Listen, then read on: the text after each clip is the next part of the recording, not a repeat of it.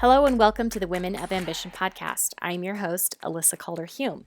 Today we will be listening to a conversation between me and my husband, Randy, as we talk about our marriage and how we've navigated both being ambitious people, making our styles at least not merge, but complement one another, and the strengths and weaknesses we found there, and what we've done to overcome some trials and perspectives. This is a really long conversation, so I've edited it down, and there will be a bonus track that comes afterwards if you would like to learn a little bit more about Randy as an individual. But this is about our relationship. Today we are interviewing our first man on the podcast, our first ambitious man, my husband, Randall Scott Hume. Thanks for being with us, Randy. You are welcome. It is a privilege and an honor. It is quite a privilege and an honor. So I'm glad that you recognize it as such. You are now officially a woman of ambition. Or are you? Let's find out. So I want to talk about our relationship as being what it's like from the man's side to be married to an ambitious woman. And clearly, all ambitious women are not the same, but I have access to you. So we're going to dig a little bit deeper into our relationship from your perspective, because I have talked about it from mine, but we want to hear it from your side. Would you consider yourself an ambitious woman? Well, I'm not a woman. And I don't know if this is like a space where it's appropriate to express the title of being like an ally. I don't know if this is like a disenfranchised group or somebody who feels like they need allyship. You can claim the F word. You can say it. It's a safe place. I'm not sure which F word you're referring to. The one that I have on t-shirts. Oh, the flaming feminist? Yes. Yes. I will claim the title of being a feminist. There I think I'm an ally to feminists and to women, and I think it's important that all people are heard and understood and respected, and this is one group of people who needs more of that. That's great. You all get to enjoy Randy's sexy, deep voice that you don't get to hear usually. A sexy, deep voice. Okay. So tell us, do you consider yourself ambitious? Absolutely.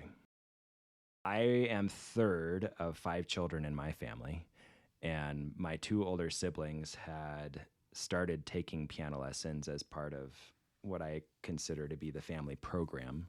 To give you some more context on this, not only my immediate family with me and my 4 siblings, but also particularly on our dad's side of the family, we are in a group of 43 cousins. He's one of 8 children, and everybody, including those 8 children, and I think all of the 43 cousins play piano and at least one other instrument.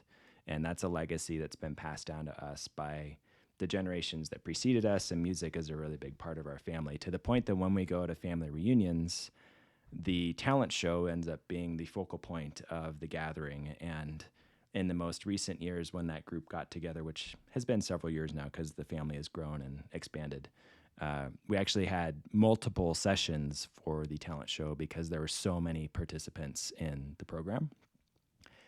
So that gives you some context for like the pressure that's expected from family members to perform, and many of those people are professional musicians or could be professional musicians in their own right if they chose to be. And so there's just a very high degree of performance when we come together, and it's really exciting and impressive, but also, again, as an individual, there's a lot of pressure to perform.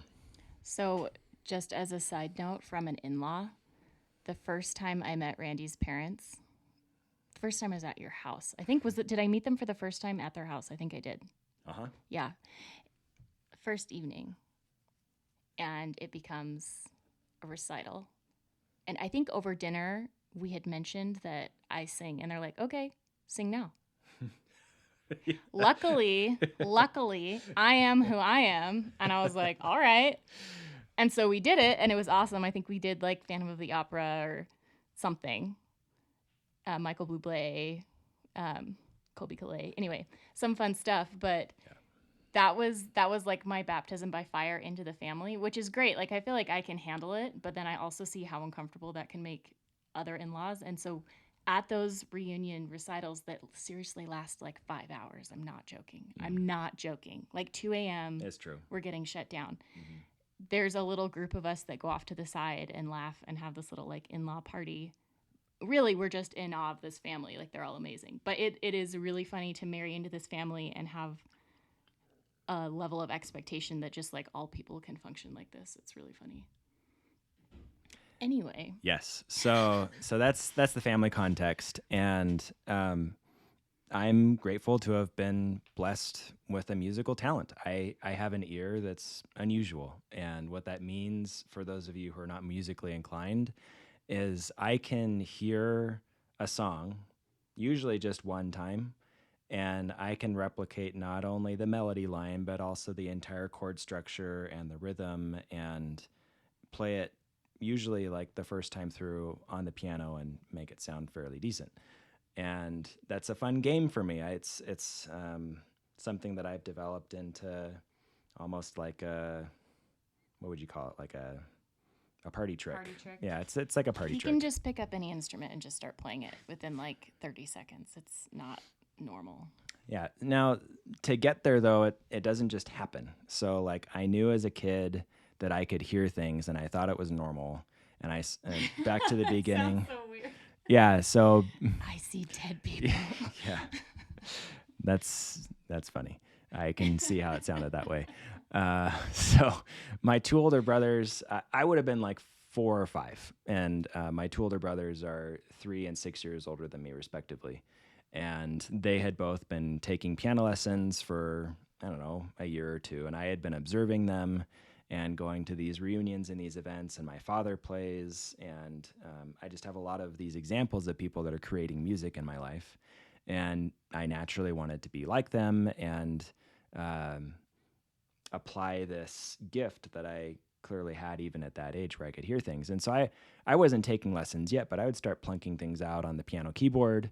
And my dad noticed and decided to teach me my first song, which, again, for those of you who are musically inclined, it was a very simple blues with, there's not a lot of complexity to it, but it was a really cool song. It was catchy. I enjoyed it. I picked it up quickly. And at the age of 5, I was playing this song quite well. And so my dad decided to start taking me to piano lessons as well with my other brothers. Even though I was younger than maybe he would have typically done, I was choosing into it, which was something that my other brothers weren't really doing. And so for me, from that point on, it wasn't always fun for me to practice. Like, I don't know if there's anybody who like loves practicing their craft and becoming a master at what they do at every point along the way. But I certainly gave my parents less resistance in practicing than any of my other siblings did. And I really enjoyed performing, which was something that drove me to continue pursuing music. And soon after starting piano at age 5, I took up trumpet at 8. I played both all the way through high school and into college. Started playing the organ when I was in high school. My father taught me that as well. I started singing a lot when I was in high school. And then through college, actually considered majoring in music, although I wasn't really excited about the lifestyle and the prospect of the unlikely wealth that comes with being a musician in most cases. And so I didn't end up being a music major, but I enjoyed it enough that I accumulated credits in college to the point that I actually got a minor without even actually trying to get a minor. And I found out I had it when I went to the registrar's office, and they said congratulations, and I was like, oh, I didn't even know. So back to the original question, though, it took years of lessons and practicing and refining my skills and honing my talent and figuring out the connection between my ears and my brain and my fingers or my voice or my mouth or whatever that was. It didn't come overnight. Like I've taken years and years of lessons and performing groups and things to get to the point where I am today, but I really enjoyed it. And I really enjoyed not only the learning piece of it, but again, the performance and the recognition and being identified as somebody who is performing above the normal level for their age, as well as just the applause in general. Like, there's something about performing and being recognized and having people appreciate the beauty of your art and of your craft. And that continues today. Like, I still play for small crowds in private settings, or I play for religious gatherings. And when people tell me that they appreciate my contributions to the event, it really touches me, and I appreciate that. Thank you. I think that's a really great example of everything we're talking about here. I just think about the muscle memory that is required to play, and that is not something that you can just be born with. It comes through a lot of practicing. Right. So, completely unrelated question: have you ever won a beauty contest before? I feel like that is a leading, knowing question. Do I have to answer? You said you liked performing, so let's hear. Okay, so the answer is yes. As a senior in high school, I participated in my high school's version of like the prom king or homecoming king or whatever it is. But for our school, we didn't have it as like a voting popularity contest. It was in more of the form of a beauty pageant where the young men who chose to participate would do like a formal wear event. They would do a swimsuit event. They would do a talent event, and then an interview event. And yes, I did win. And what was the name of that award? It was named after our mascot, which was the Royal, which is a lion. And so I was crowned Mr. Royal. So I'm Mrs. Royal. Yes. Mrs. Calder Royal. There you go. Okay, so let's move on to maybe a little bit more about our relationship now. We've kind of fleshed you out as this high-performing person, perfectionistic, wanting to be amazing at everything, and somehow you ended up with me. So let's talk. What does that mean? Let's talk about our dating experience. I just take it as a compliment. Like, I must be really awesome. You are really picked me. awesome. I did pick you. I know. So let's talk about how that happened, because it was kind of an accident. So let's start there. That is funny. Yes, it was an accident at first. I am a big believer that light attracts light, and you attract who you are, and that we were doing things before we met each other that drew us together, which is pretty Winning cool. beauty competitions, like. I don't know why you didn't win one. I flinched away at that point. I was just leaning in to say I didn't enter any. I won writing competitions. I was getting published.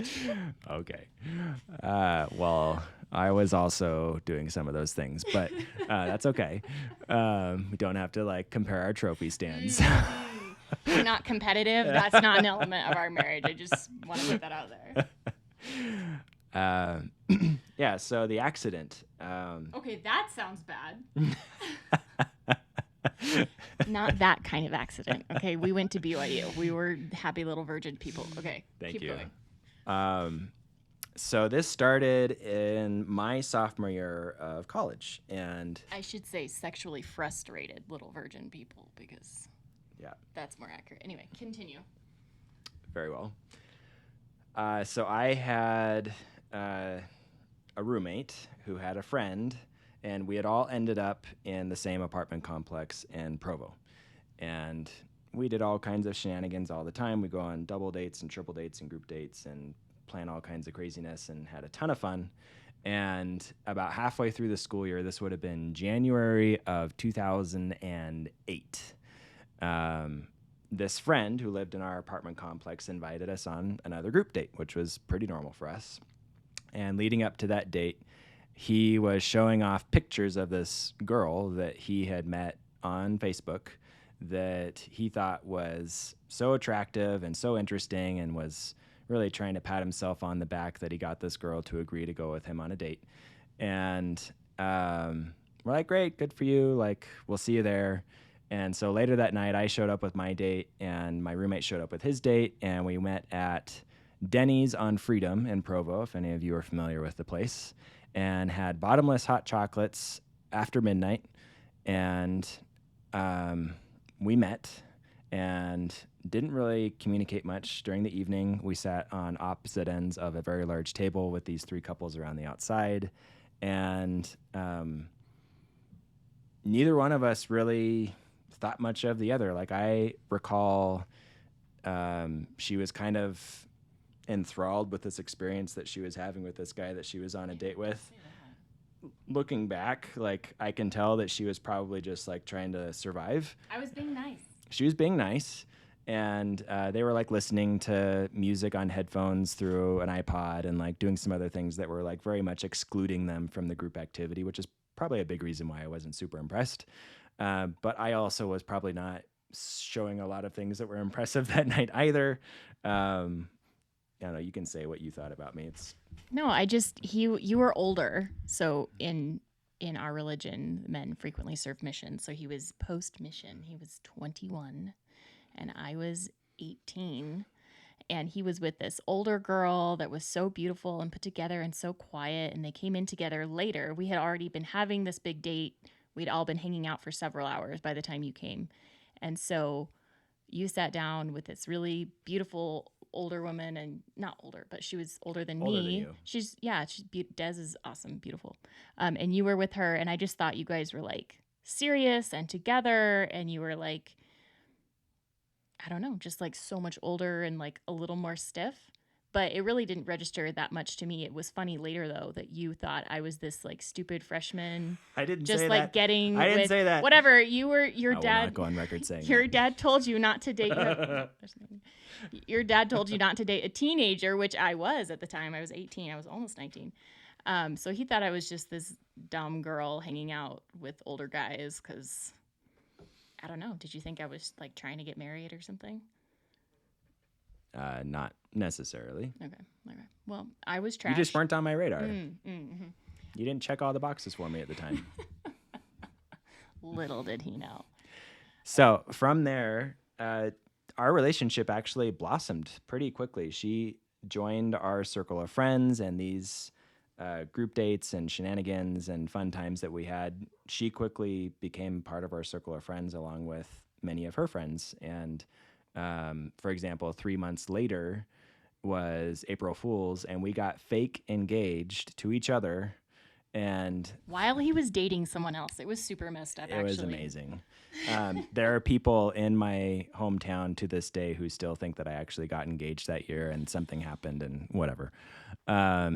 So we just had a very similar sense of humor, had a fun-loving approach to life, and frequently would share with each other how our dating lives were going and compare notes and give each other ideas for how to handle tricky situations. And we just stayed in touch, and we were really good friends. And it was that way until the next fall. So in the fall, we returned for another year of school after being apart for the summer. And we very quickly started spending a lot of time together, but we weren't dating. We were actually still very actively dating many other people. Like we each had multiple other people that we were still going on dates with. And we would frequently gather at your apartment complex, which at the time was Liberty Square. The pool at Liberty Square. And we would hang out poolside and study. But honestly, like not a lot of studying was happening. Like we were just talking and enjoying our time and swimming and. Well, we would talk about our dates and Right. the good things, the bad things, the awkward things, give each other advice. And what that led to is us talking about our values and Right. the things we wanted out of life and things that were important to us. So it was kind of like we were having all these really significant conversations, but it wasn't with the pressure of A DTR. yeah, like not the pressure of a relationship or like any kind of a bond, because at that point, like I was attracted to you, but we were just not even on each other's radar in that way. Like we were both attracted to each other, but it was totally not in my brain at all. Yep. And so it went on that way for over a month. We saw each other almost every day for like a month, but we weren't dating yet. I would say longer even. You think so? Yeah. And so it was mid-October. Yeah, so it would have been. It was almost 2 months by then. Yeah. It was mid-October, and this would have been early October, like first or second week of October. I had a friend, Jen Hogan, if you're out there and listening to this, we still credit you with bringing us together officially. She had decided to pull together a large group of people to go to a preseason Utah Jazz basketball game. And it was the Jazz versus the Suns. And I had invited a bunch of people, including girls that I was currently trying to date, and also including Alyssa and some of her friends. And as it turned out, coincidentally, like Alyssa and I were the only ones who showed up that we actually knew other than Jen before going to this event. And so we got to the gathering place in the parking lot. And we're like, well, should we still go or not? We're like, yeah, we'll just go. And so we carpooled with, was it in Jen's car? I think it was like a minivan. Yeah. So we were with Jen and her date and some other random dude. I don't know who that was. Shout out to random dude. And we went to the basketball game as friends. And we all got settled in our nosebleed seats. And okay, but my credit card didn't work, so you even had to pay for me. That's true. And then we just kept getting excluded and forced into dating each other. Yeah. So I ended up paying for her admission. We sat down with the group, and it was so far away. And because it was preseason, there was nobody there. And so we were like, hey, why don't we just walk down to the front? Because there's so many open seats. I'll bet you they don't care. And typical, uptight BYU people, they were like, oh no, these are our assigned paid seats. We can't do that. Sorry, Jen. Sorry, Jen. Yeah. And so we separated from the group and cruised down. I think we sat about the 10th or the 12th row. And it was a whole ton of fun. I think we got some snacks, and again, I paid. And we caught one of those super cool, foam basketball things that the Jazz threw out. We still have it as a memento of that night. We took some fun pictures, and by the end of the night, we were holding hands and enjoying our time together. And directly flirty. Very flirty, yes. And it was a lot of fun. So we went as friends, and we returned very much accidentally dating. And there were no words spoken where it's I'm going to be your boyfriend. It was no, this is just happening. It was very natural, and it felt right. Yeah, I agree. So how did you condescend to date a teenager? Because I was still 19 at the time. So what did I show you to lower the bar? I think we need a little more context on that accusation. What were you looking for at the time? Let's start there. Okay, so I respect my dad a lot, and I think we love you, Rich. This is not a diss to you. It's just a funny part of our story if you're listening. It is. So following returning home from my mission and setting my sights on the future, we had many conversations about profession and personal life, and of course, dating and marriage.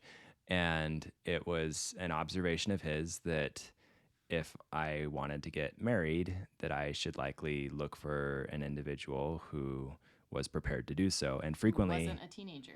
Frequently, that is not a freshman in college. It is frequently not a teenager. It's really good advice. It really is. I just tease Randy. And as bonus points, he was you might consider a returned missionary or things that are usually indicative of a woman having taken some more time to develop and mature and align their values we talked about earlier, and decide what they want in life and just be a little more established. And so what did it take for me to overcome that? I think it was a lot of what we were talking about earlier. We had spent so much time together that I really knew you better than I could know any of the other girls that I'd even dated up to that point. And it wasn't inside of the dating relationship. And so, like you were saying, there weren't any ulterior motives or any of this posturing or trying to show just the facade of what you wanted somebody to see.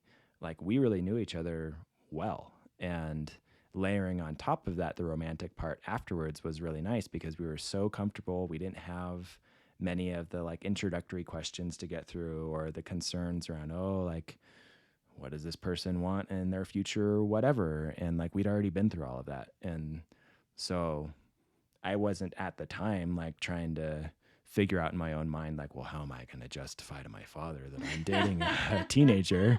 But hypothetically, if I had considered... But you also didn't tell him, right?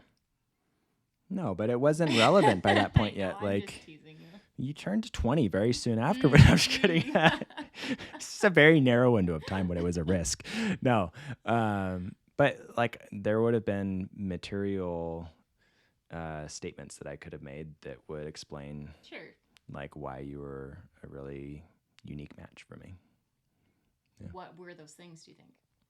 Yeah. So we learned early on that there was a very strong alignment between the two of us on a variety of important values. And I mean, starting with just the topic of the podcast here, like ambition, even though we may not have referred to it with that word early on, like we care a lot about high quality experiences and excellence in particular areas. And we have standards for lots of different things that we care about. And the things that we care about were quite similar. And so those would be things like being lifelong learners and having a growth mindset about everything and just like never being satisfied with the current state. Like certainly achieving milestones and like being really happy about that, but like very quickly pivoting towards, okay, like what's the next thing? And it isn't like an obsession necessarily. Like we're not workaholics or we're not like seeking for power or like public recognition in like an unhealthy way, but it's just the way that we're wired. Like we're both very much just like, again, like a growth mindset. Like we're builders, we're creators, we are pursuing excellence in a lot of the things that we care about. And so I think that's a theme across everything. Beyond that, we had very close alignment religiously, which helped. Very close alignment on the future of our ideal family makeup. And as part of that, like we wanted to get married in the temple and have kids and prioritize our family life over careers in a lot of ways. We both are very outdoorsy, which may not seem like a super important value to some people, but for us, that's like really important. Like we spend a lot of time outdoors and we like to share that with each other. And it's a big part of our maintaining our personal balance and health. And it's just how we approach the world. And so a lot of our dates early on were not only swimming at the pool, but we would go on like weekend trips to a cool destination, or we'd go on a hike, or we'd go skiing or camping. Yeah. Like one of our early dates was a camping date on Halloween, which was just a few weeks after that one we just told you about. So that's been really nice for us to share those experiences together and to know that that's a shared value. Okay, so now turning to the marriage side of things. What is it like? What has the transformation been being married to me? What surprises has there been? Clashes with ambition? Is it what you expected? Some of it, yes. Some of it, no. I don't think it's like all one way or the other. There were a lot of, I think, unspoken expectations from both of us that came to a head later. And those are the ones that were more surprising. So we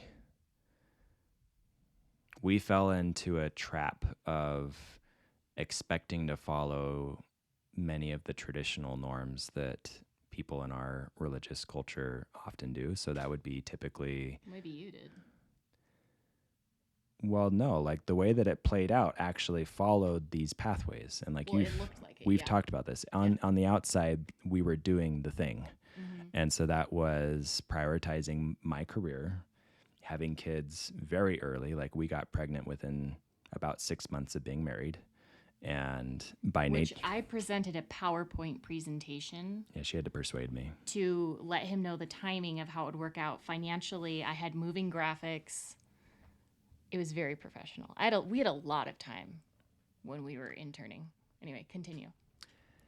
Yeah, I probably wouldn't have chosen to move that fast, but I was okay with it, and we were aligned on that. So we ended up we have 4 kids. I think most of you probably have figured that out by now, but they're all roughly 3 years apart. And except the first 2.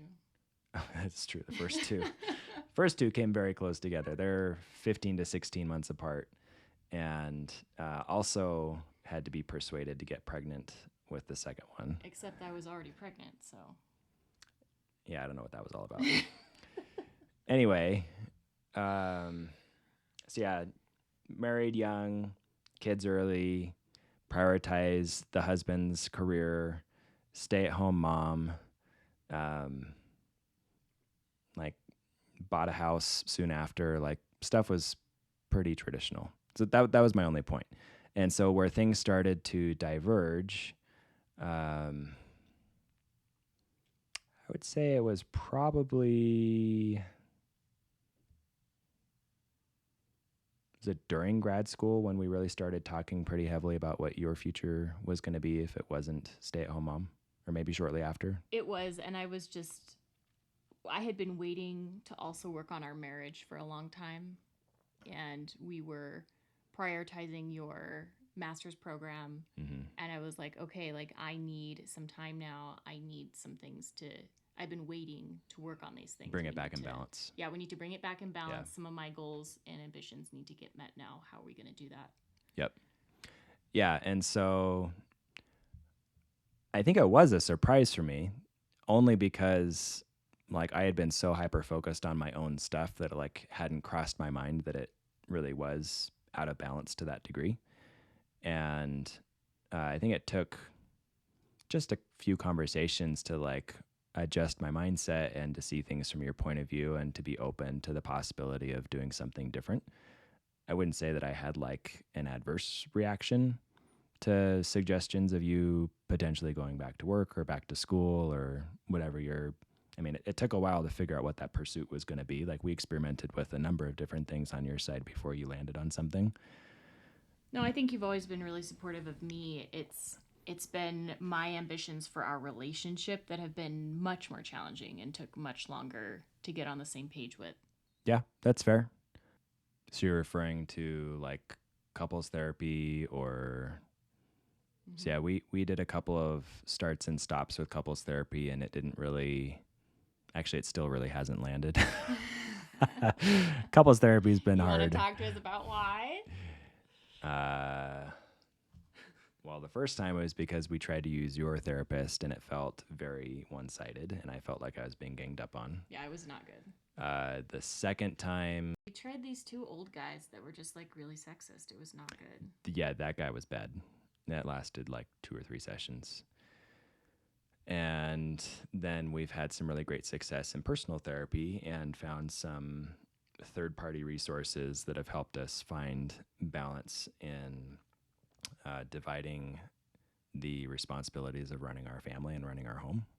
And that's created a lot more equity and shared responsibilities between the two of us and opened a dialogue to allow for flexibility when needed. And that's been a pretty big unlock for us. Yeah, I would agree. We're doing Fair Play, which I've talked about on Instagram. Randy discovered it 3 years after I initially discovered it, but it's okay. That's why we pay his therapist. Well, no, it was... Yes, okay. I was going to say it was a recommendation from a friend, but actually I think the first time it was from my therapist. But this is the thing. Like, we talk about different forms of ambition on this show, and I have a really high drive to maximize the relationships that I deeply care about. And that puts a lot of pressure on us as a couple and on you specifically to be able to function at the level that I want.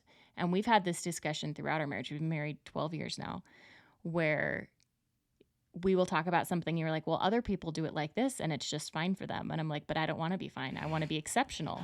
And like, if it's fine for someone else, like, good for them. But I want something more. And that means we're going to have to do some unusual things. And that makes logical sense to you. It's not always fun. But yeah, if we want more out of life, more out of our relationship, and there is room to improve, then like we're going to have to do that work to get there.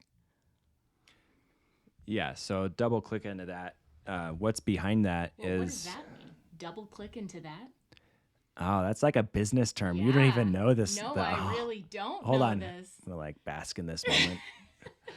You didn't know what an idiom was today, so... No, I knew. Now we're equal. I was debating with a coworker if that was the appropriate term for the catchphrase we were discussing. But I'm just going to bask in this moment of having a little bit of social context that you don't have. Is it social? Oh, it is. This is like a thing. Okay. Well, you've had your interview Anyway. voice on this whole time, so I'm glad to have you back. So double click is just like pull the layer back or go deeper or like explain that further. That's all. It's a business term. Okay. When I think I was expressing, comparing to other couples, like they're fine and like, why doesn't this work for us? I think that exposes my own short-sightedness and bias and comfort with traditional patriarchal context.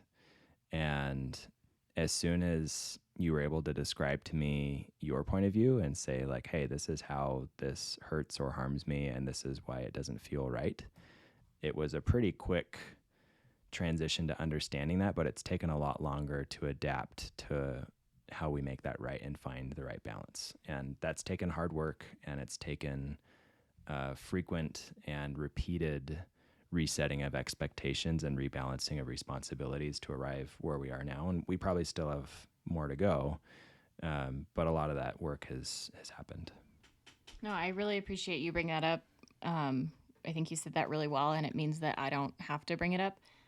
But I will say, kind of that patriarchal point of view, like you said, is almost like a neural pathway that's been reinforced over and over and over again in terms of thought processes and actions and orientations of things. And it does take a lot of work to undo that and to shift again and again and again and to switch again and again and again into the place that we're choosing. But I think that's the beautiful thing about where we're at, is we are trying to not do things by default, but because we choose into them consciously. And we're on the same page with that right now. And so it means that when we do have a correction or an adjustment, it's like, oh yeah, we are united in this goal.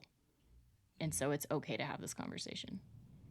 Yeah. So we do have to go, but the piece that I think I'd like to come back to is how that's communicated. And I think some of your questions have been pointing to some of the resistance that you get from people that you interact with as an ambitious woman. Mm-hmm. And I naturally resist many of the statements or requests that you make simply by nature of having it result in a change that I have to make in order to accommodate your request. And that change requires work. It requires a shift in my mindset, and it's not comfortable to have to change. And that's maybe the piece that's unexpected, is having anybody, but particularly a woman and someone that I have known for so long, try to change things on me. And that's been probably the biggest challenge. I really appreciate you stating that. I didn't have to bring up the P word of patriarchy. You did, so that's good. But I want to talk a little bit about what I mean by neural pathways. When we do things over and over again, our brain kind of makes a map, and this is how all of our functions work essentially. But the more you do something, the stronger that pathway gets. So that's why habits are hard to break, because if you do it over and over again, it's kind of like drawing on a map over and over again, the same route. And so then to take a different route to get to a different location, your brain's going to default to the strongest neural pathway. So when we do something over and over again, it creates a stronger pathway, a stronger default. And this happens for children. It happens our entire lives. We all are reformulating habits over time. But what this means for patriarchy, and why this is something that is relevant to our discussion, is that there are thought patterns and expectations that get socialized into us. They get incorporated into our values and what we're used to and what our expectations are. And so as we've tried to do things with more purpose and look at our values and examine which have been given to us, which have we chosen, and where do we want to pivot, that means that we have to rewrite those internal wiring, and that can be really uncomfortable. But I think because we are united in our end goal and our values, we've given each other permission to kind of reorient ourselves when we get off that track. Do you want to speak more to that? Yeah. So a couple of like more extreme examples recently that have demonstrated this point even further for me. So I have a coworker who I was getting to know recently who told me that they grew up in an ultra conservative, hyper religious home where women were not allowed to pursue education, certainly not a college education. And she broke the mold and ended up becoming a PhD and like doing some pretty amazing things. But the way that she described what that was like for her and how challenging that was for her as clearly an ambitious woman, somebody who eventually pursued a PhD from that position in life, first of all, was inspiring, but also represented a lot of the friction that she had to face in order to become who she wanted to be. Similarly, there was another person, I don't know this person directly, but somebody also at work who is a facilitator for one of our inclusion groups was conducting a session on, I can't remember exactly what the topic of the discussion was, but the point was they were demonstrating various professional pathways for women at our office and in our company. And there was an individual who didn't tell us what their name was or where they went to school, but based on the introduction that she gave in the session, it was pretty clear that she also grew up in a relatively conservative religious environment where she said she didn't have many or any examples of adult women doing anything other than being stay-at-home moms and birthing children.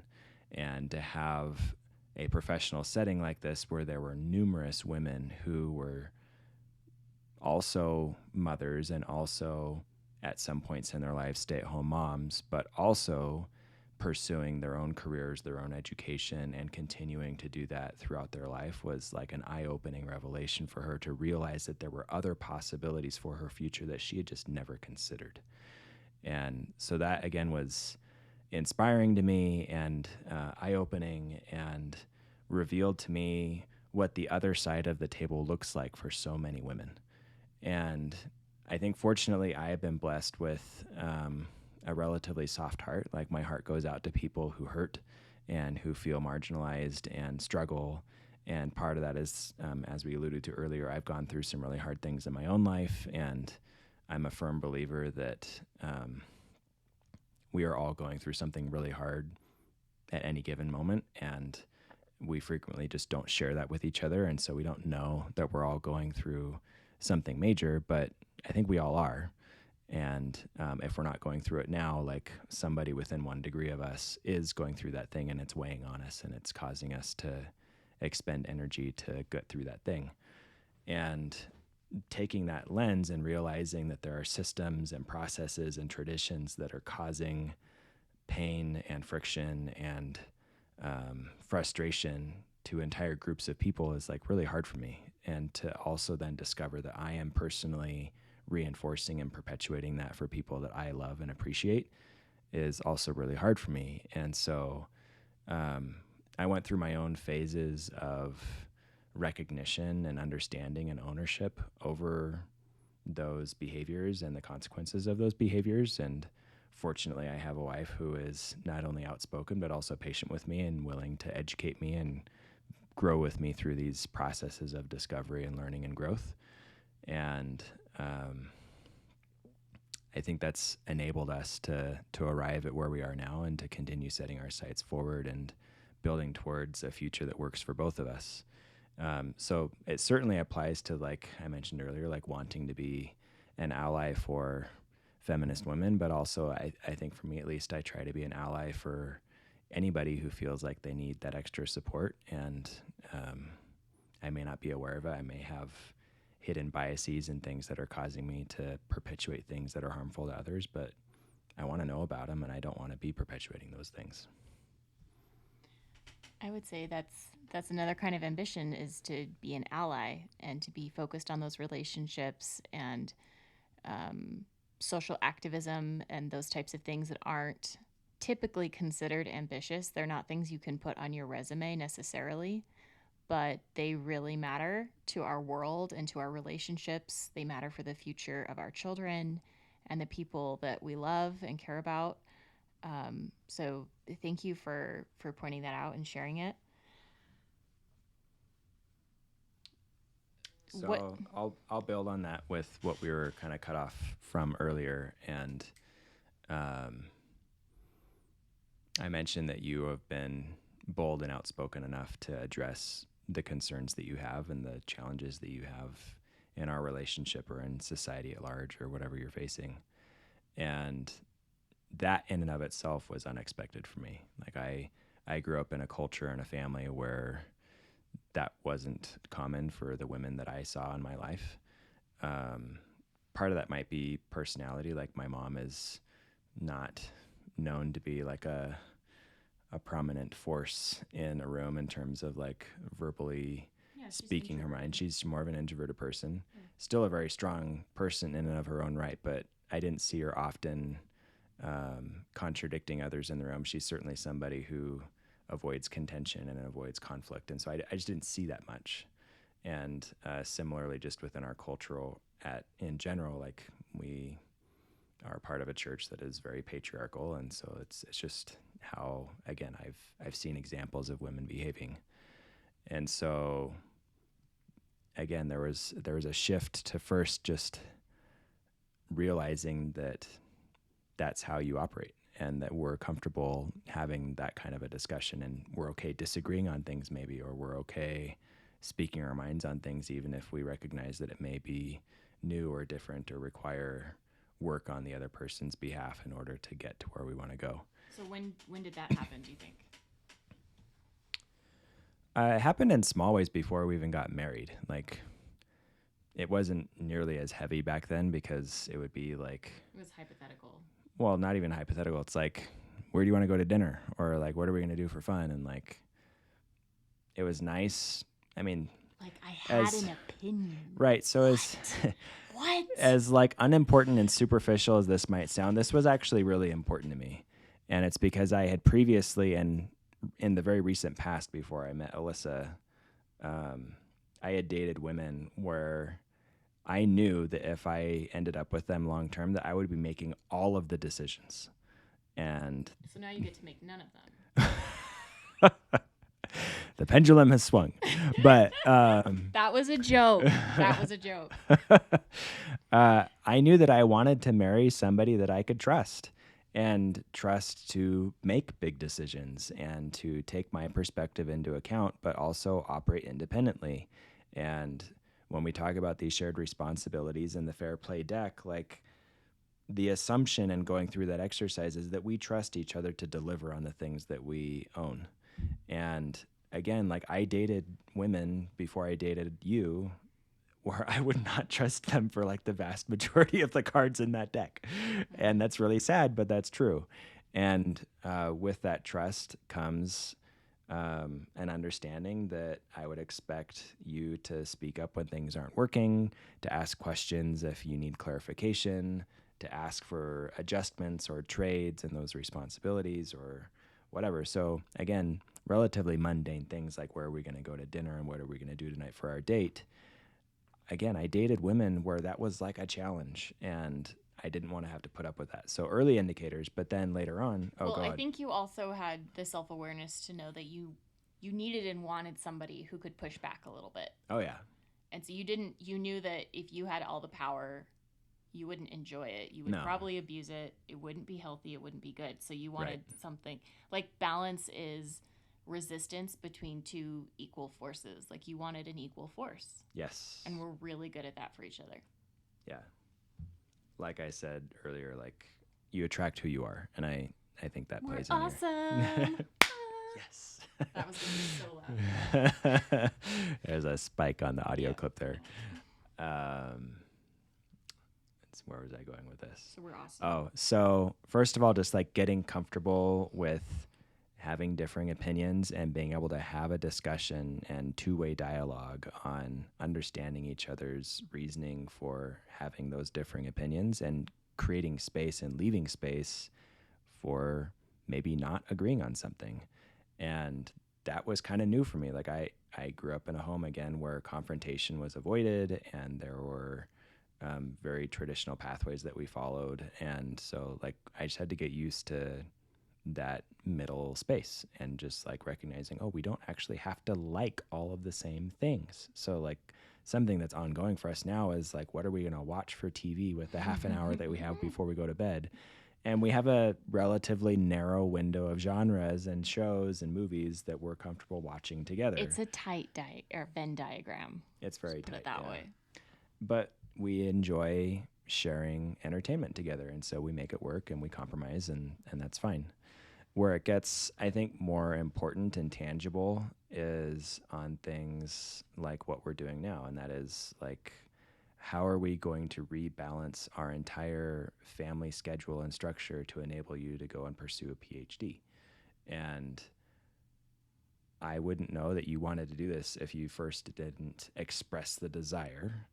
And then we wouldn't have actually figured it out if you hadn't followed up and continued to reiterate your desire and turn those intentions into action. Like as far as I'm concerned, like we talk about desires and aspirations and dreams all the time, but until it transfers from a dream into like some form of Excel spreadsheet. Well, that's how I think, but for you, you've got like PowerPoint presentation. Crazy person like doodling and Yes. yarn strands and whatever. Yarn strands. You've done yarn strands before. Oh, yes, I express myself through art. Yes, not Excel spreadsheets. This is true. But again, my point is, if I had married somebody who didn't have the drive to speak up for themselves, like I'm a pretty dominant person. Like I would have just assumed everything was fine until that person spoke up. And for somebody who was less ambitious or less outspoken than you, I probably would have smothered them, and that would have been really sad. Yeah. And so the next stage of this is what I was getting to earlier, and that is whether it's related to things like feminism or patriarchy or whatever, any time that there is a change requested by somebody else, it's uncomfortable. And so there's an element of change management and empathy and compromise that is inherent in this transition process. And that's where I get most uncomfortable. I'm okay talking about stuff and dreaming and hypothesizing, but as soon as I have to do something different, it's like, oh, like, again, why is it that so-and-so and this other couple, like, why does this work for them and it doesn't work for us? Like, I'm really comfortable, like, going surfing in the morning and then going to work and then coming home and enjoying dinner that you've prepared for me, and then saying goodnight to the kids and watching TV with you for 2 hours and going to bed. Like, that worked really well for me. Like, can we go back to that? And, like, and I get that that's imbalanced, and I don't want it to be that way. Like, I don't want to feel like I have to take advantage of somebody in order to live my life. Like, that doesn't feel right. Well, and you would just need to go marry a different person, because that's not the person that I am. I suppose, like, I'm sure there are women out there who that's actually what they want to do. Right. But I don't think that's the woman I wanted to marry. That's what I'm saying, though. That's what I'm saying, is that you chose to marry me because of who I am. We knew each other really well. Like, there really were very few surprises. Yes. In terms of, like, we dated for a relatively long time. We were engaged for a long time, for Mormons, yes, parentheses. But we were very serious right off the bat. And so, I mean, this was really obvious to us from the beginning. Like, we went on a double date with another couple friend of ours who had just gotten married, but they had only met 6 months previously, and we had already been dating for, I think, over a year.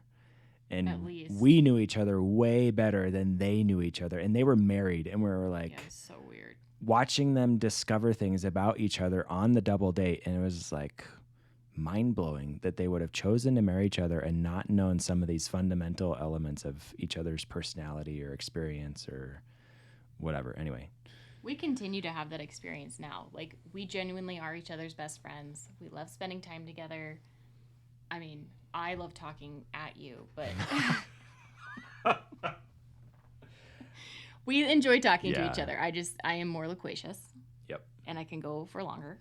And I usually tend to talk about topics that are more exhausting than, fun. So, but my point is, that's something that we share and we value. And you wouldn't want to marry the person that is just content to be... No, it's boring. Be less ambitious. Well, and it's fine. Like, it is fine to be less ambitious. Not everyone has to be like me, but we really do balance each other really well. Yeah. And if it's like if two muscles in your body, one's weak, the other one's going to be way over dominant and you're going to get sick. But if they're both equally strong, then there's that balance. So, okay.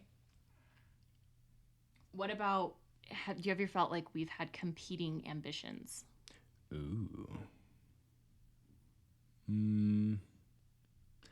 I did feel like we had to make a deliberate trade-off when I went back to grad school. Yes. So I think if I hadn't done that, you would have wanted to fill that space with something you wanted to do. And I remember feeling like we were making a very deliberate decision there. Yeah.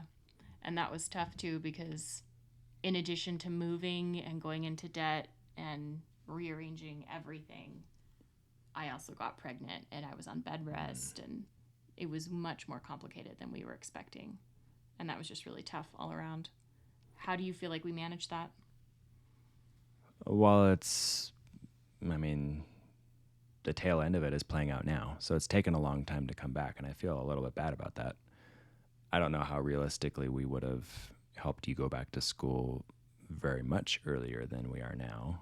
No, I don't feel bad about it though. It was a conscious choice we both made. Mm-hmm. It was just your time. And we did that with your career too. Like, yeah, from the outset, it looked like we were following traditional gender roles, and then we did Right. choose to have our kids soon.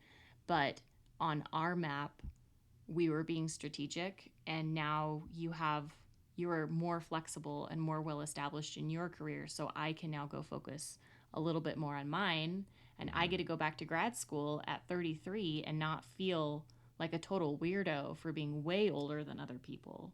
Yeah. And we have these young kids that you get to help raise, and it's different than what other people have done, but our reasons, I mean, it looked the same maybe for the first 10 years, but our reasons are different, and those are starting to manifest at this point. Yeah, that's probably true. I mean, we're looking at 7 years later now. Like, I started grad school 7 years ago, so it feels like a long time to wait, and I still feel bad about that. But you're right. We've generally been ahead of the curve in terms of when stuff happens for us compared to our peers. Like, we had kids younger, even though we got married at relatively similar times to many of our friends. Like, we had kids immediately. We had kids early, even for Mormons. Yeah. So yeah, it's early. We owned a house earlier. We owned cars earlier. Like, lots of milestones. But not that it's like a competition. Just like that's how it's been for us. And we're frequently 5 and 10 years younger than our immediate neighbors and peers in social circles wherever we go. And again, that comes with its own, equally challenging set of obstacles. But right. There are things that we've chosen into, and we've had a lot of privilege in having those choices and being able to have a stability and see far out and all of those things. Yeah. But I feel like that really is the key, though. Like, we chose into it, we made our own decisions, and that is giving us the freedom to make the same decisions now. It just might look different to someone on the outside, and they might be surprised because they thought we were so traditional, but then, well, actually no, like, this has always been the plan. And it did take me a while to figure out what I wanted to do as well, because I was so occupied with children. And so there's another piece of that we've been facing recently, and that is, what do we do with our excess funds? And by nature of you delaying many of these decisions, we've spent money in places that weren't focused on you. And a lot of them have actually been focused on me, which has been fun. And I've bought a few toys, and we've made some investments in like our home, and we've done some other things that have been luxuries and forms of leisure and entertainment for our family and for me. Well, and investments for our children. Sure. Like, I mean, we spend money on all kinds of stuff, but my point is, like, the truly excess stuff that we've been spending has not been focused on you until very recently, for the most part. And even that has been another one of these shifts for me personally. Like, I got really comfortable expecting a certain amount of excess funding that we could put towards whatever the current project or thing was. And now it's like, oh, like, we got to pay for Alyssa to go to school instead of like doing this other thing. And it's just another example of like getting comfortable with a particular path and having to adjust expectations and change the way that I approach things. But again, it's a quick adjustment, but it is an adjustment, and there's like work and effort involved in order to make that happen. Yeah, and it wouldn't just magically happen. Like, I have to say this investment is worth it. And you can ask why and you can ask questions, but at the end of the day, I'm saying this is what I want to do with my life. This is important to me. Let's make it work. And we have to come to agreement on that. But it takes me vocalizing it and sticking up for it and being persistent. And we've talked a lot about that too, because I am an empath. I can read your emotions and thoughts, really well. And so That's not fair. it's not fair, but I do need a lot of support. And it is like you talked about that woman at your work. Like, it's hard to do something if you don't have a direct role model who has already done it. And that has shown up in the data. It's shown up in the research over and over and over again.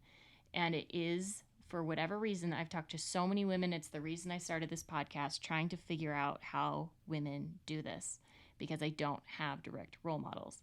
And so choosing into this without seeing what it looked like and having to verbalize it, like, even for me, was really hard. And I'm very direct and I'm very bold and we're really close and I know you love me and we have this really secure attachment. And even for me, it's really still hard. But I feel like we're getting better at it and we're practicing that new way of doing things. Yeah. Financial discussions for us have been a little bit harder. And part of it is, I think, in spreadsheet and you don't. And so I manage our forecasts and... Well, you're a finance guy. I have literally your job. I have degrees in this, and so yes, it is my job. But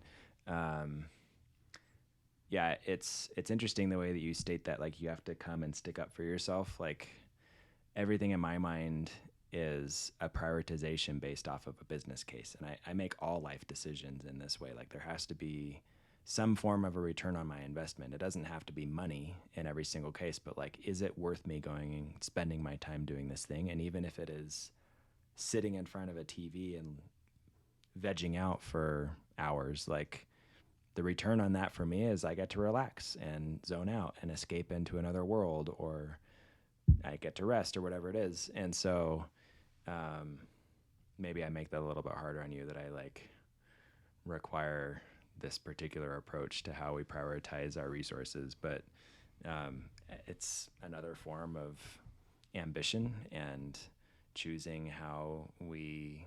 Being deliberate. It's being deliberate and like using our ability to choose where we invest our resources in the way that we want to. So I will add to this that one thing that I really admire, there are many things I admire, but one of the things is you are really good at dreaming and dreaming really big. And along with the dreaming, you do a lot of planning. And so you have lists of things you want to spend our money on. There's time frames, and you're so good at manifesting what you want. Randy pretty much gets whatever he wants. But the thing is, I feel lost in the muck. I'm down here with these little kids. I am living second to second, moment to moment, poopy diaper to poopy diaper to potty spill on the ground, kids sick, someone threw up, running around just trying to keep everyone fed. And it was really hard for even up till recently, to feel like I even had the mental space to catch up to you. And then when I wanted to adjust, hey, we need to do this thing, it wasn't just even in the moment hard. It meant that all the other dreams got delayed. And it was like I was taking you away from all of these things and messing up the timeline. And, well, we can do it, but it's just going to mean that everything takes longer. And it's like, yes, that is logical. But it was like also so emotional that this expense came up. Or I'm figuring out I have ADHD. Like, the things I want to spend money on might change. Like, they might not be perfectly predictable and my priorities might shift, and like, that's okay.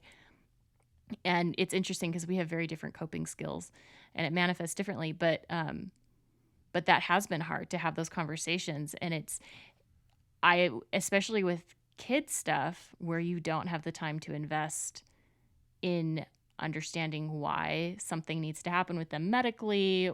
There came a point where I was like, you just have to trust me. Our kids need this. I am the expert in this.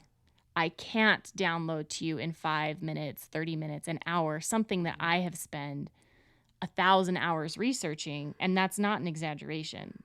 So we did homeschooling. We have neurodivergent kids. All of that has been very expensive. And I have spent my time and brain maximizing our children's experience and supporting them because I didn't have another place to put it. And that was my choice that I made. And so anyway, we have to convince each other of the end goal, and then we can shift. But we have very different processes for making that happen. And my timeline has it's taken longer. So I haven't always known. Like when I started this podcast, you look at season 1 and I'm just like, I don't even know what I want to do. I just know that I have ambition and it's shocking. And I need to figure out what I'm going to do with this and what does that look like, and exploring it and changing my mind. And I also am perfectionistic, so I don't want to go down a path and have it be the wrong one and have that time wasted. And I have to like shift my mind to be like, oh, I just learned that wasn't the thing for me. I'm going to pivot. And so those are the kinds of like personal development pieces that you're actually really good at reminding me. And we have to like recontextualize some of these discussions to be like, no, we're still making progress. We're still learning about ourselves. It's productive. How is it now with me going back to school, having the prospect of now we are going to maximize my career, my potential, my stuff? Like that is a big shift for us. What do you experience in that shift? Because it still surprises me when you mention it. I'm like, oh yeah, like we agreed to that. But it's just still new. When I mention what?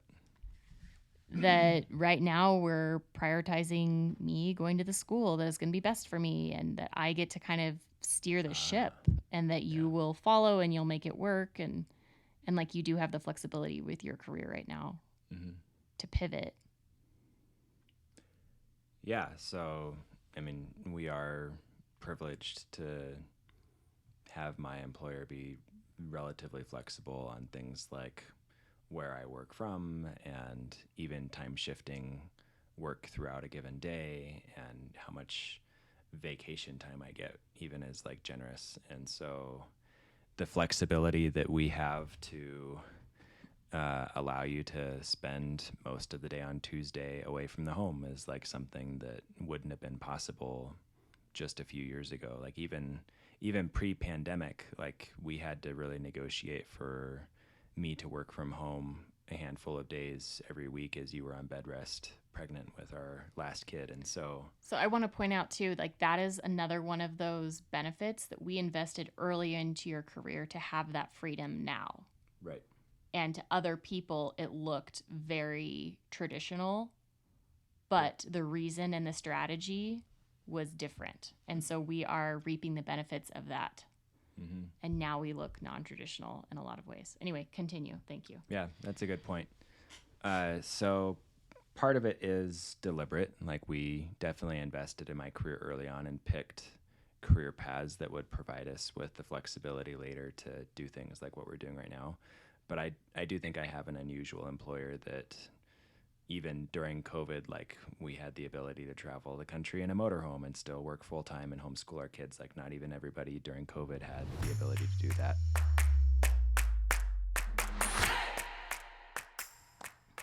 Yeah. So you have made decisions. Just kidding. On what?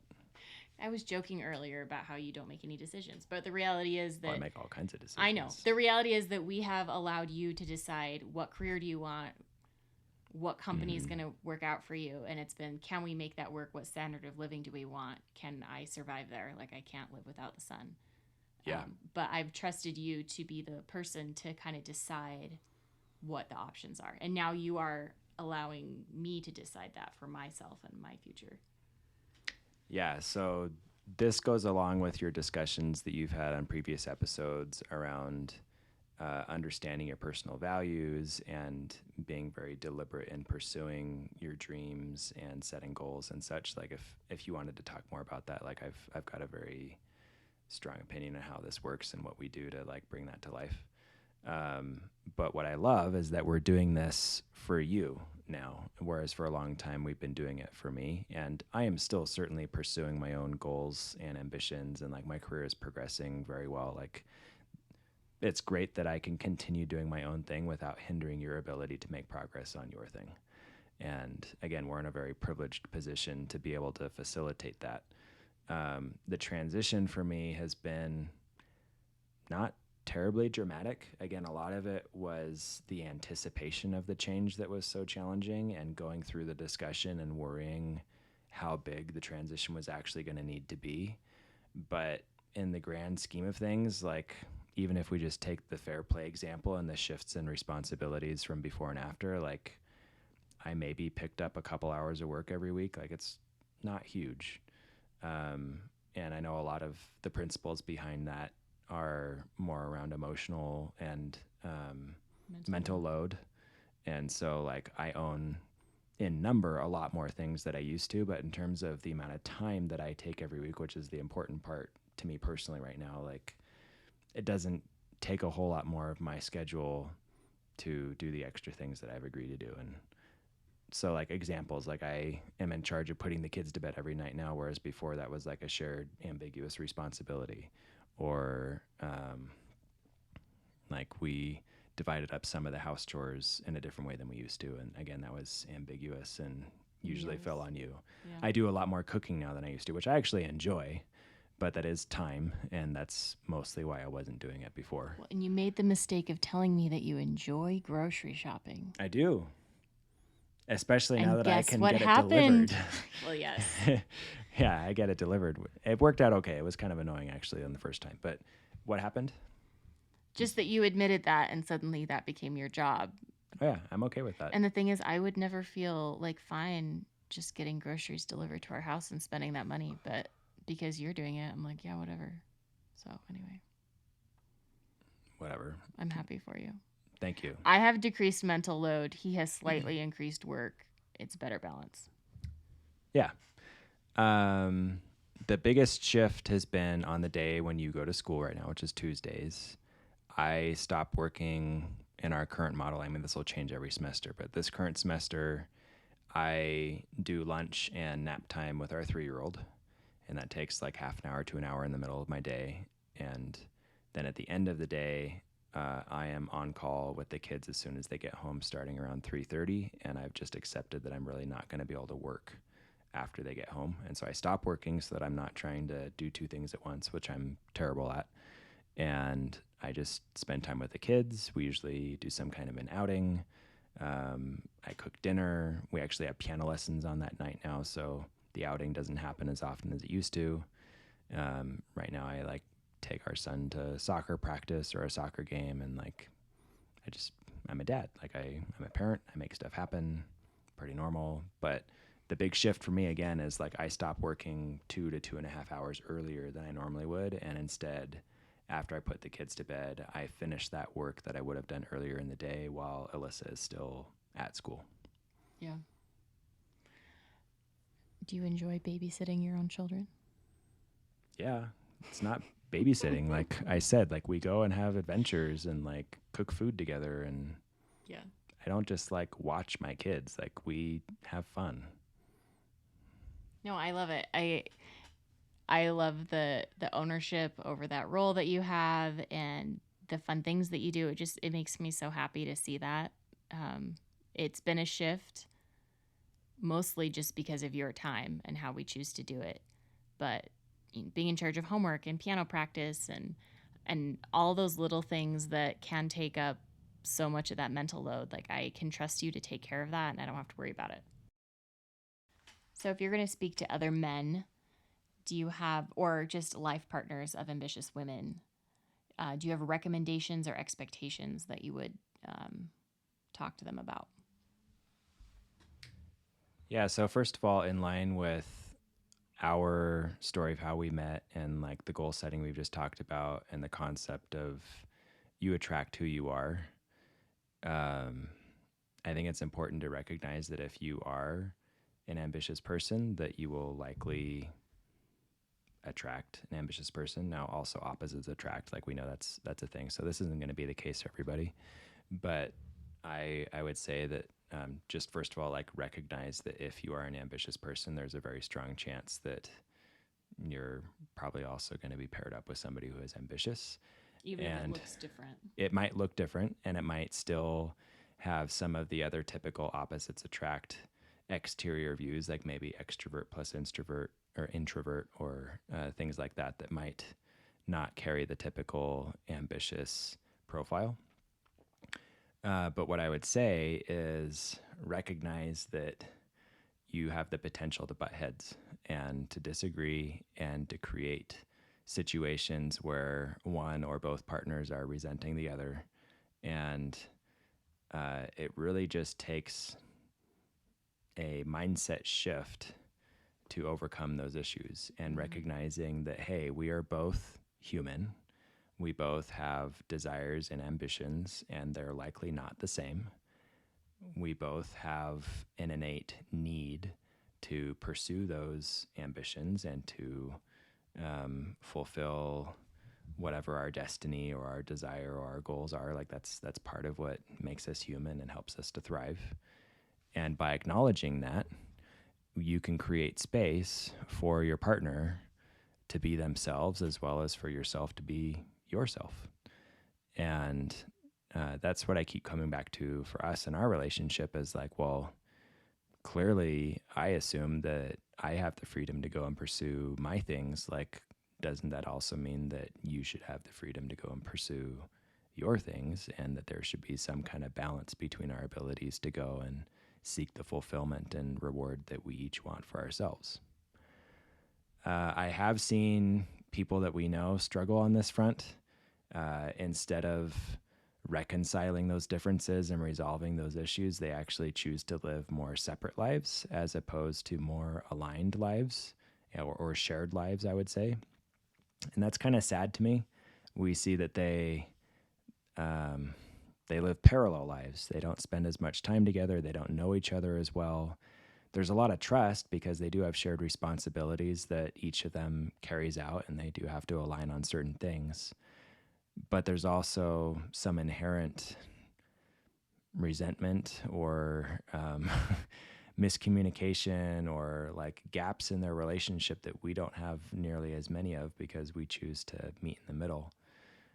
The other is I am saddened by partners who they put the responsibility on the disadvantaged partner to solve their own problem or to enable the success of their dream. And so what that looks like when I observe others, and we've actually done versions of this even in our own relationship, but for example, like if the one partner is the primary child care taker or homemaker, it might be expected that that individual figures out how to fund the replacement of their responsibilities in order to go and do whatever the other thing is that they want to do. So if you want to go and have a job, well, like the cost of paying for childcare and housekeeping and whatever is going to come out of your paycheck, because if you can't figure out how to replace your own work, then like we can't make this work, kind of a thing. And I think that's really sad. It's short-sighted. If I was placing that responsibility on you, we would have to do things a lot differently and spend more money in the long term on figuring out how to make this stuff work, and it would stunt your growth and limit your potential. I just wouldn't do anything. Yeah, and this idea that we have that you're eventually going to make more money than me, like that would probably never happen if we weren't actually investing in your future this way. Like there's a little bit of a trade-off there. It feels very imbalanced and selfish, and it devalues and undermines the importance of what that individual is attempting to pursue, and makes it feel like the more dominant partner's life is more important than the less dominant partner. And again, it's really sad. It's not equal. It's, it doesn't feel right to me. Yeah, I appreciate what you're saying. I think what I appreciate about what we're trying to do in our relationship is be a team and like confront problems as a united front instead of you versus me, which is more of a scarcity mindset. Like if you have something, that means I have less. If you have more time, that means I have less time, which, maybe on a spreadsheet makes sense. But if we're talking about like fulfillment and being present and being happy and being able to be joyful, like it's actually not an equation. It's not a math equation. Like if I am more fulfilled in my life, I'm going to be so much happier to be with the kids and to be more present. And I'm going to be able to be creative and make food and like take care of everything with more joy in my heart and handle things better and be more emotionally balanced or whatever it is. It's not 1+1=2. And so having that team mindset, stepping out of scarcity into abundance, and having reciprocity be there. And also just know there are stages and phases of life. So instead of it just, I'm going to school, therefore you have less time and less money, it is an investment, and that it's never going to be a perfect balance. It's more just like flexing back and forth and being united in that choice so one person isn't resentful over another. A lot of communication. So we've done a lot of therapy, personal, couples. We do a lot of talking. We love each other a lot. We communicate a lot. It is a lot of work, but I really value the way we do things and the quality of our relationship. Yeah. So one example of this, it's there's a little bit of like a secondary driver of what came about to make this happen, but as COVID was starting and we found ourselves at home and with a very different set of requirements and how we ran our household and how much time I had to contribute because I wasn't commuting and we were working virtually and things were just different, as everybody knows. One of the things that we did is we decided that I would get more involved in spending time with our toddler. And that looked like reading her books every day and just being responsible for her for different times throughout the day that I didn't have the ability to before because I was at work. And then, of course, we eventually like went on our motorhome trip and traveled the country, and we spent a lot of time together as a family that was even more than I think what some families did during COVID just because of the activities we were choosing into.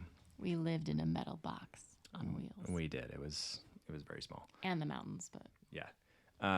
However, one of the things that's come out of this is that our now 3-year-old has a really special relationship with me, and I didn't have this level of relationship with any of our previous 3 children at this age because of the amount of time that I've just been able to spend with her. So for a long time, she actually preferred to read books with me instead of with you, which was a huge shift. Like, you were always the one that read books with our kids. You are, as I've mentioned, I don't like to read and you do. Like, that's definitely your thing. Like, you are the one that cultivates our library, and that's just not my thing.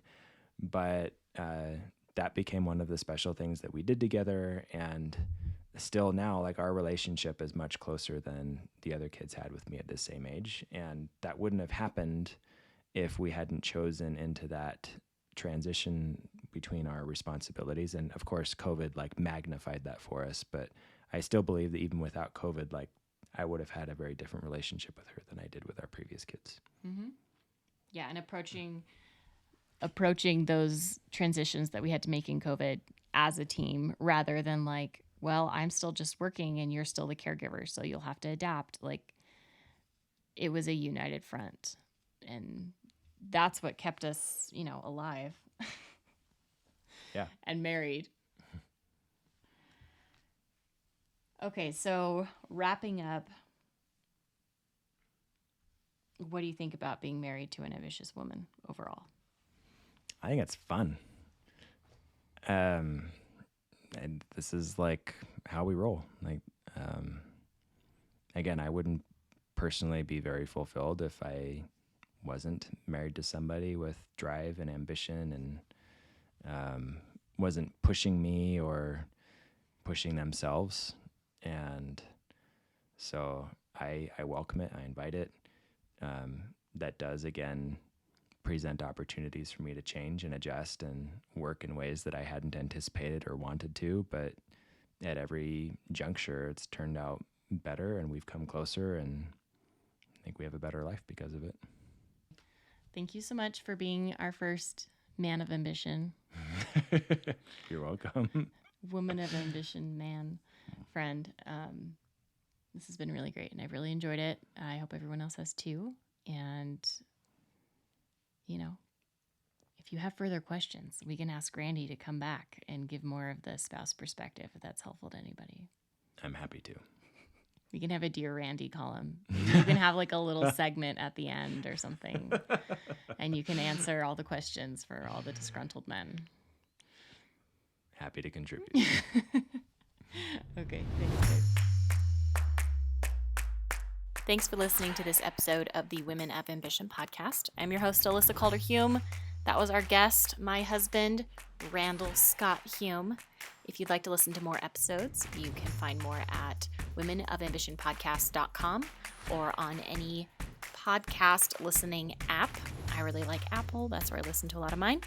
So check us out there. We're also on Instagram. And continue listening for the next episode, which will be bonus material from our fabulous Randy on his goal-setting practices and things that he does as a mentor.